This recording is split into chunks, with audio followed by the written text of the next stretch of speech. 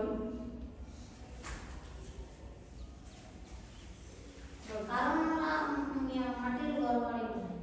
মাটির ঘর বাড়ি বানায়। হ্যাঁ, তাহলে আমরা কি জানলাম? যারা মাটির জিনিস তৈরি করে তাদেরকে কি বলে? কুমোর। আর এই ছবিটিতে আমরা কি দেখতে পাচ্ছি? পোকাটা কি করে? মাটি সংগ্রহ করে আনে এবং খুব সুন্দর বাসা তৈরি করে, তাই তো?